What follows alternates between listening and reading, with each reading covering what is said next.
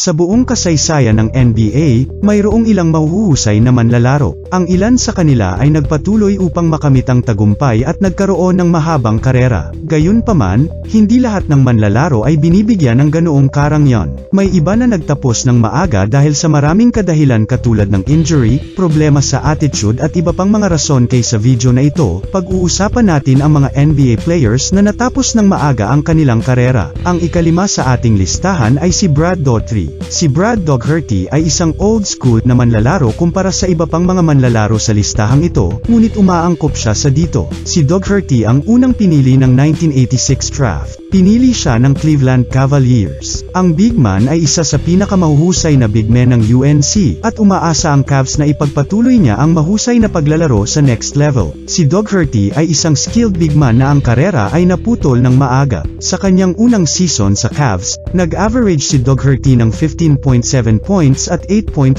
rebounds. Dahil sa kanyang performance during rookie season, nakakuha siya ng NBA All-Rookie First Team nod. Si Daugherty ay isang malaking bahagi ng Cavaliers core dahil binuo nila ang kanilang koponan sa paligid ng mga manlalaro tulad nina Mark Price at John Hot Rod Williams. Ang Cavs ay isang playoff team para sa 5 sa kanyang 8 season. Noong 1990 at 91 season, nagkaroon si Daugherty ng kanyang pinakamahusay na season.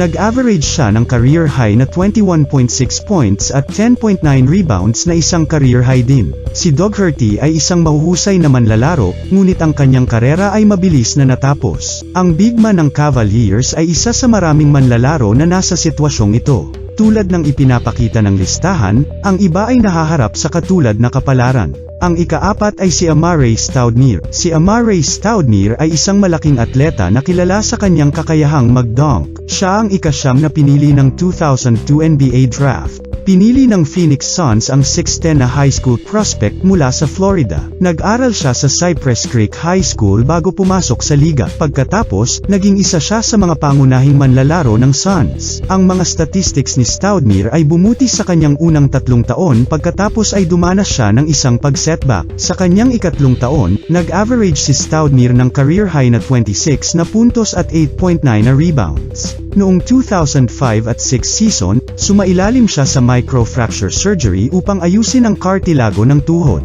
Noong summer ng 2010, si Stoudemire ay isa sa maraming hinahangad na mga free agent.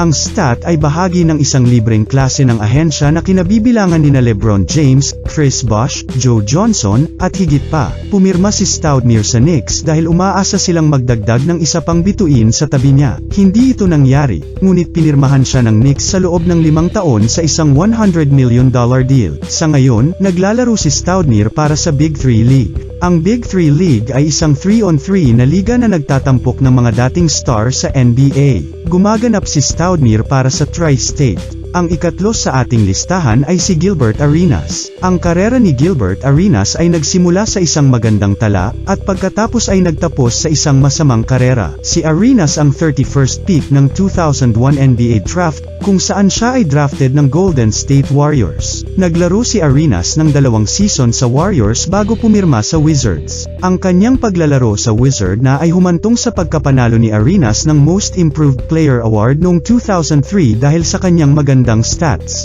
Matapos ang kanyang panalo sa MIP, pumirma si Arenas sa Washington Wizards. Ang kanyang stint sa Wizards ay kung saan siya ay tunay na gumawa ng isang pangalan para sa kanyang sarili. Sa kanyang unang season sa Wizards, nag-average siya ng 25.5 points at 5.1 assists. Noong 2007 at 8 season, naglaro lamang si Arenas ng 13 laro na nagsisimula sa 8 dahil sa injury sa tuhod. Sa sumunod na season, 2 laro lang ang nilero niya. Pagkatapos, noong 2009, hinarap ni Arenas ang isang kontrobersyal na issue. Noong season na iyon, nabunyag na nag-iingat siya ng mga diskargadong baril sa kanyang locker. Napag-alaman din na siya at ang isang teammate ay nagdiskarga ng mga armas sa isang pagtatalo sa pagsusugal. Agad naman gumawa ng aksyon ang NBA at sinuspinde siya ng walang katiyakan. Bumalik siya noong 2010 at 11 season at naglaro ng 24 game kasama ang Wizards bago nila siya ipinagpalit sa Orlando Magic. Pagkatapos ng isang stint sa Magic, Nagpatuloy siyang pumirma sa Memphis Grizzlies, na siyang huling paghinto niya sa NBA. Ang ikalawa ay si Tracy McGrady. Si Tracy McGrady ay isang manlalaro na madalas na nakakakuha ng paano kung paggamot. Madalas itanong ng mga tagahanga kung ano kaya siya kung mananatili siyang malusog. Nakalulungkot, hindi natin malalaman. Sinimulan ni McGrady ang kanyang karera sa Toronto Raptors. Pinili siya ng Raptors sa ika-9 na pinili noong 1997 NBA Draft. Sa panahon niya sa Raptors, mahusay na naglaro si McGrady. Sa kabila ng average na 7 puntos, 4.2 rebounds, at 1.5 assists sa kanyang unang season, ang kanyang mga istatistika ay bumuti bawat taon. Ngunit ito ay hindi hanggang sa kanyang paglipat sa Orlando na siya ay tunay na umunlad. Sa kanyang unang season sa Magic, nag-average si McGrady ng 26.8 points, 7.5 rebounds, at 4.6 assists. Ang kanyang pagganap sa season na ito ay humantong sa kanyang pagkapanalo ng Most Improved Player. Pagkatapos, umalis siya doon.